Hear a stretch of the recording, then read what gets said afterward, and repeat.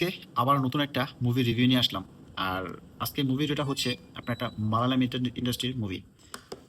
তো মুভিটা অ্যাকচুয়ালি একটা ভাইরাসের উপর বেস করে মুভিটা করা হয়েছে। আর মুভিটার মধ্যে যে কাহিনীটা তুলে ধরেছে আজকে সেটা আপনাদের সাথে আমি শেয়ার করব। তো মুভিটা অ্যাকচুয়ালি দেখানো হয়েছে এখানে একটা অফিস, সেই অফিসে 15-16 জন স্টাফ কাজ করে এবং সেই স্টাফগুলো তারা সেখানে যে কাজ করে খুব স্মুথলি তারা ডিউটি করে। স্মুথলি বলতে কোনো কাজের চাপ নেই, কোনো কাজের প্যারা নাই, কোনো মনে করেন যে বসের কোনো ঝাড়ি নেই এবং বসের সাথে তাদের রিলেশনটা খুবই স্মুথ এবং খুবই ভালো। এবং তাদের কখনো যদি কোনো অসুস্থতার কারণে ছুটি লাগে, ছুটি যদি 1 দিন চায় তারা বসে 3 দিন দেয়। তাদের সাথে এতটা ভালো সম্পর্ক এবং সেইখানে আপনার মানে কাজের প্রতি আপনার কোনো ডেডিকেশন প্রয়োজন হয় না। সেখানে আসে, কাজ করে এবং চলে যায় এরকম। শুধু রুলস একটাই, ওভারটাইম করা যাবে না। নির্দিষ্ট সময়ের মধ্যেই কাজ শেষ করতে হবে। এটাই জাস্ট তাদের ওইখানে রুলস। তো এখন আসুন কথা বলা যাক আসল ঘটনায়।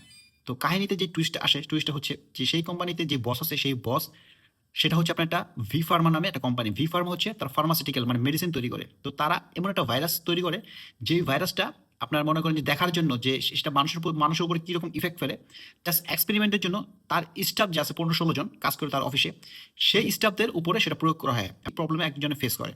অ্যাকচুয়ালি বড় বড় মেডিসিন কোম্পানিগুলি আপনার এগুলি আসলে তারা কি এই ধরনের কাজ করে কিনা আমরা আসলে ওরকমভাবে আমার নির্দেশনা 15-16 জন স্টাফের উপরে এই জিনিসটা এক্সপেরিমেন্ট করা হয় সেই ভাইরাসটা, এবং সেই ভাইরাসটা এক্সপেরিমেন্ট করার মাধ্যমে প্রত্যেকটা স্টাফের এক একটা সমস্যা তৈরি হয়। কারো চুল পড়ে যায়, কারো স্কিনের সমস্যা হয়, কেউ চোখে কম দেখে, কেউ ফুসফুসের সমস্যা হয়, কেউ আবার কানে শোনে না, কেউ আর কথা বলতে হয়, কেউ আপনার এই মানে মস্তিষ্কে কোনো কিছু সে মনে রাখতে পারে না। এই ধরনের বিভিন্ন প্রবলেম তৈরি হয়। তো সেই স্টাফগুলি প্রথম জিনিসটা নরমাল মনে করে এবং নরমাল মনে করে জিনিসটা আস্তে আস্তে তার ট্রিটমেন্ট জিনিসটাকে খুব সুন্দরভাবে মানে সলিউশন করা যায়। কিন্তু একটা সময় এইগুলি আর সলিউশন করা যায় না, কারণ যে ভাইরাসটা সেই ভাইরাসটা তাদের মধ্যে এমনভাবে ঢুকে গেছে সেটা মনে করেন যে আর এটা রিমুভ করা সম্ভব না। হয়তো কিছু মেডিসিনের মাধ্যমে সেটা যাতে না বাড়ে সেটা করা যাবে, কিন্তু সেটা রিমুভ করা যাবে না।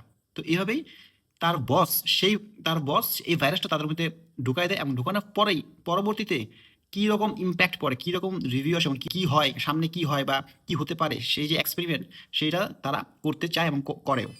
তো বস কি করে পরবর্তীতে এটা মনে করেন জানাজানি হয়ে যায় বলতে স্টাফগুলো বুঝতে পারে যে তার বস এই কাজটা করছে, তার বস তাদের শরীরে এই ভাইরাসটা ঢুকাইছে। তখন তারা সবাই খুবই রাগান্বিত হয় এবং খুবই কি বলে রিভেঞ্জ নেওয়ার একটা মুভমেন্টে থাকে।